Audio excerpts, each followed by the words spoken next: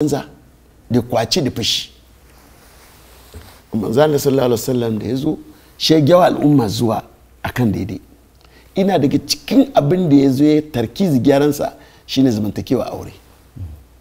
Ya zo mata gara mata su da banza kai mutuwa masa haihuwa mace ma gudun jama'i ke baya so a ce kamansa a masa haihuwa mace. Ina gan ya asara, ina gan ya tabe don me ma za a masa haihuwa kamansa a masa haihuwa mace. Kai ya kai za a fi mace yarinya ta fara ta a je ubanta ya doke shi shiga jeji haka rami yarinya tana tsaye tana kallo. Wani kisan man kaji shi kai kuka yayin da uban yake haka rami kasan ya taba gemunsa yarinya tana kadawa ya baba amma ya gama shi birni yarinyar da rai. Ina gani mace ba ta yi sa irayi da shi ba amma mace da ta haife shi ba. Haka al'umman suke. Akwai al'umman da kuma sun mutu ma sarakuna sun mutu sha a birne su da mata. Akwai al'umman da kuma suna aure ba iyaka a duk duniya zulmat fauka zulum. Kuma lokacin wanda suke da addini kamar yahudu ba irin wulakanci da ba ma mace. Mace tana cikin aure a haila yau a wajen yahudun da addinin na yahudanci ya nuna tana cikin gina al'ada sha ko a da sha gina iyayensa saboda tana ginin al'ada kaza ma ce kyashi ne addinin su bai yarda ya zama da ita shi ta koma gidanta abadan ba za a ci da ita ba za a sha da ita ba. Duk irin waɗannan tarkacen shi manzo Allah sallallahu alaihi wasallam kuma ya zo she ya duba aure da kudisha suke yi kaso guda 5 ne. Mace za ta iya sa tuta kofa gidanta kowaye zai isa da ita she ta zo ta zabi kamar mutum 10 mutum 20 in ta yi ciki she ta tara su ta ce ciki nawa ne kuma al'umma su yadda cewa shine uban. Aure ne fa suke yi mace kwaya daya da ta sa tuta kofa gidanta duk kowaye ne ya zo she ta haddada mutum 10 mutum 9 mutum kaza su rage saduwa da ita. Amma ta yi ciki shi su zabi wanda take so a cikin su ta jinjina ma daya daga cikin su kuma ya tabbata kenan aure kenan. Akwai kuma auren da mutum dama matansa ne amma yana gan wani a waje ya burge shi sayewansa da karfinsa shi tura matan je a waje wannan mutum bayan ginin al'adansa ya dauke shi je sadu da ita har ta yi ciki sannan ya dawo waje mijin shi miji sadu da ita shi a jinjina wayanin yaron zuwa uban. Duk abin da ake kenan. To kwaya ɗayan da manzan da ya zaba ciki shine aure ka nemo hanyar wajen waliyansa su yadda kuma kai maka yadda ku yi aure a kan soya. Shi manzan da ya kawo ka'ida in za aure mace ko budurwa da izininta ko zaura da izininta ta fada ta yi fici a gina aure a kan soyayya mahabba wa rahama. abin da manzan da ya sa yake mahabba Qur'an ne na sata aure na gina wani kan tosai da rahama da jin kai da kauna da kuma samu zuriya kuma da kare mutunci jibillan da Allah ya bamu shine gariza wani sha'awa ce wanda ku annabawa Allah ya kimsa masu dole ne wannan sha'awan bani adam na bukata ya haifa sha Allah ya kimsa ma da wannan sha'awa aure zai gyara wannan saboda ana aure ne akan wadannan farko zuriya masu albarka da kare mutuncinka don karfaka fada abin da shara bai yada ba kuma ya zama ibada ne domin haihuwan da kuke yi da ankurin da kuke da tarbiyya Allah zai saka maka a lahira a kan saduwa da juna ma namiji da mace suna da lada shi ya zama aure ya zama ibada kuma da samun zuriya wanda za su maka addu'a bayan ku mutu kuma da kaunan juna da tausaya ma abin da manzo Allah ya mai da aure ke na kafi bar duniya. Shi yasa ya rushe duk abin da nasara da yahudu suke da shi da abin da maguzawa suke da shi. Shi manzo Allah ya fifita mace ajin musulunci ya fifita mace fiye da kowa. Bari waɗannan mahaukatan yan masu yanci dan adam da ba san komai ba suna mangana zance ba san ma me mace ba. Manzo Allah sallallahu alaihi wasallam ya zo duniya mace ba ta cin gado. Mace akan gaje ta ma daga cikin kayan mijinta. Mutum in babansa ya mutu kishiyar mamansa she doki liga a jefa kansa ya gaje ta kenan sadakin babanta zai iya gaji haka za ta yi layi markiyama ko a sande ta ko ne aure ta ko ma mene gasu dai amma jini Muhammad malam da manzo Allah sallallahu alaihi wasallam shaka gina ajini akan sani ya kamata da yarda Allah da zaman lafiya da kaunan juna aka gina sai manzo Allah sallallahu alaihi wasallam da yazo lokacin mace ana kyashin sa na Aisha tana cikin gina al'ada in ta sha ruwa shi manzo Allah ya ce arini nuna mujin da bakin ki ike shi sa baki daidai da bakin na Aisha take domin rushe abin da mutane da suka rushe shi Qur'ani ya zo ya zargi masu birni bani adam ya mata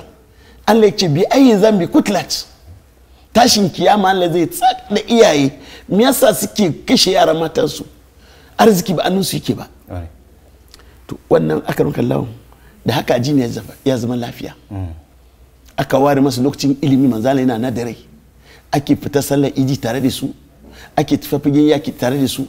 ake tafi sallar juma tare da su hamsan sarwata fito da su aka canja rayuwar larabawa ka koma rayuwa na kauna da juna kuma shawara a ta iyalai manzo Allah suna ba manzo Allah shawara shi na annabi shi ake so kuma sa wahayi hudaybiya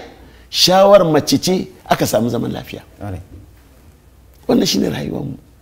she muka zo muka zubar da abin da muka rike wannan gwal she muka doko na turawa na ribi muka zuba da najinin muka doko na turawa kuma ba mai ke muka dauka ba she muka zama jemagu shi ya za mu zama lafiya farko dai sake auren farko rashin hankuri da juna malam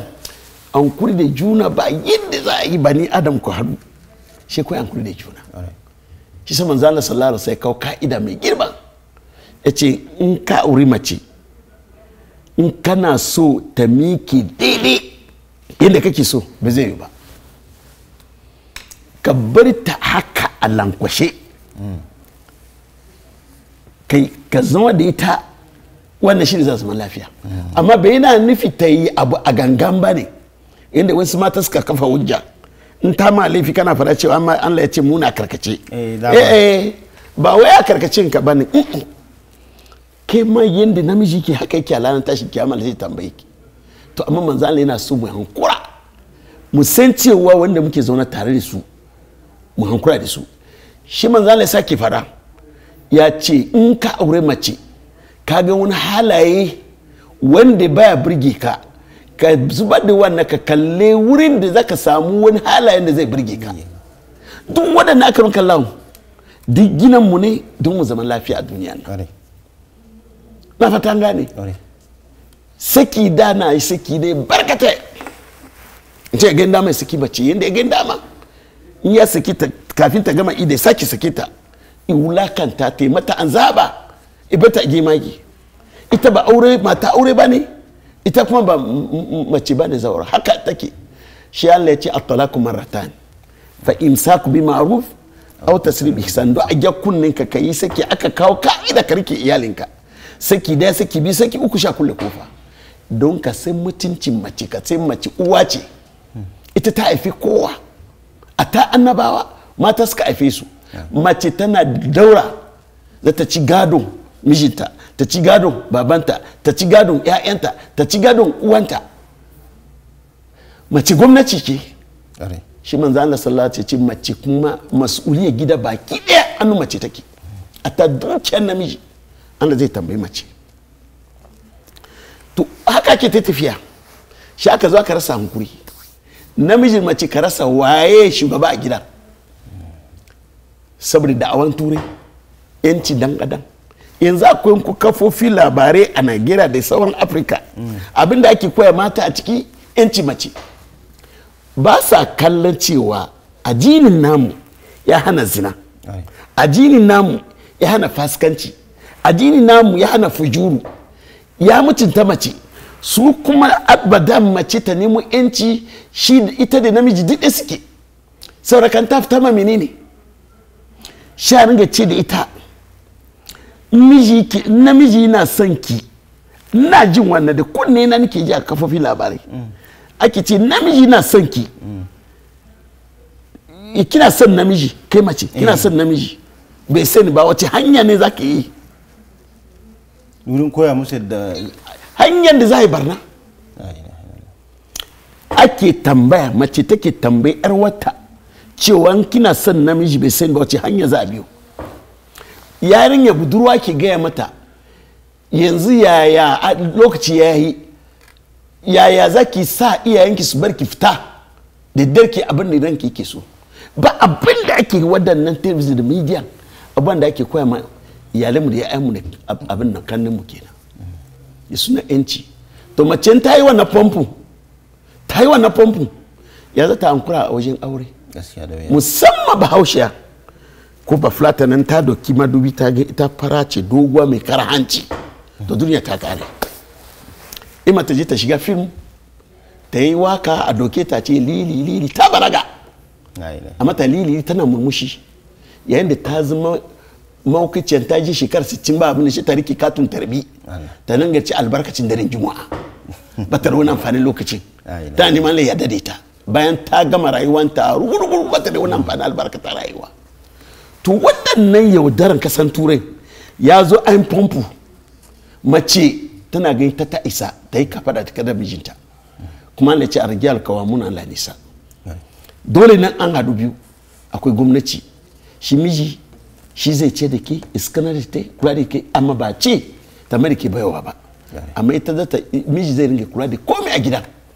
ke kuma akwai abin da zaka kula da shi ne abin da ya shafi gwamnatin gidan ce da gidan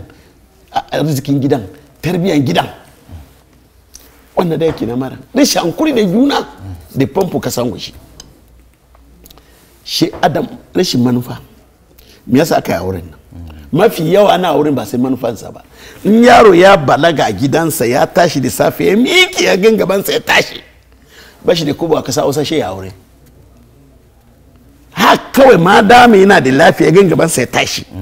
ba shi da gida ubansa yake ce da shi bai koyi sana'a ba bai karatu a jin ba bai karatun boko ba bai koyi sana'a ba ina na jinjirin sha aura masa a ce ai ya balaga yaron na aura masa da kasan zai ce da iyalin ne wani ilimi yayi